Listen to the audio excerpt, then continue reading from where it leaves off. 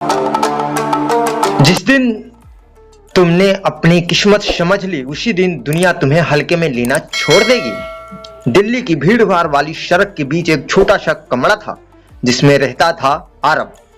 आरब कोई खास नहीं था, ना बहुत अमीर ना बहुत गरीब, बस एक आम लड़का जिसके पास बड़े सपने थे, लेकिन उसकी जिंदगी में एक चीज थी जो उसके अंदर से तोड़ रही थी, लोगों का उसे इग्नोर करना।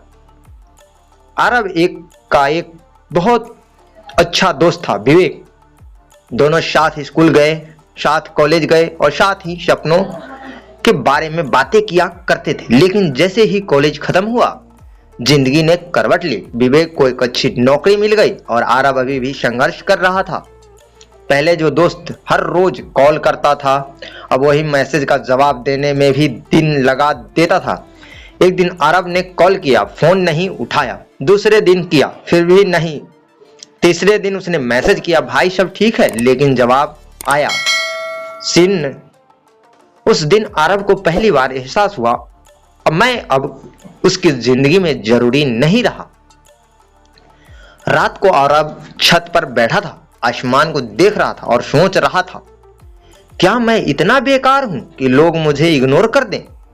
उसने खुद को बदलने की कोशिश की और ज्यादा मैसेज करने लगा और ज्यादा कॉल करने लगा, लेकिन हर बार उसे सिर्फ खामोशी मिली।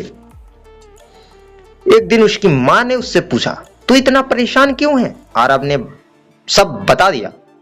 मां मुस्कुराई और बोली, बेटा एक बात हमेशा याद रखना, जो तुम्हें इग्नोर करे उसे दोबारा डिस्टर्ब मत करना।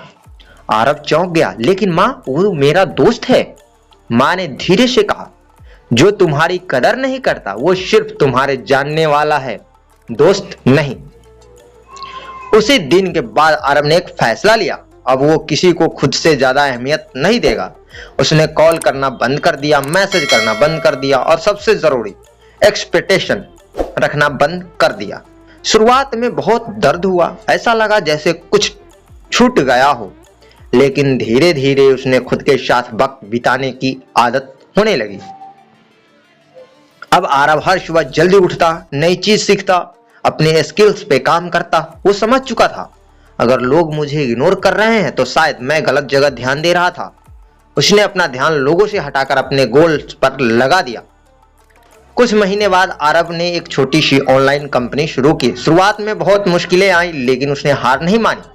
धीरे धीरे उसका काम बढ़ने लगा और एक दिन उसे पहली बड़ी सफलता मिली, जिसे विवेक ने उसे इग्नोर किया था।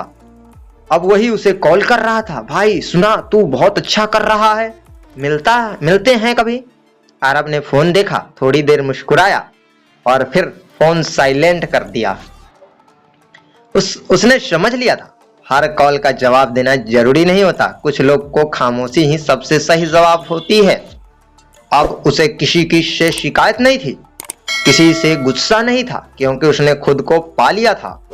आरब अब अक्सर खुद से कहता था, जो आपको इग्नोर करे उसे बार बार अपनी अहमियत मत दिखाओ, जो आपको समझे ही नहीं उसे समझाने में वक्त मत बर्बाद करो, और जो आपको खो रहा है उसे पकड़ कर रखने की कोशिश मत करो।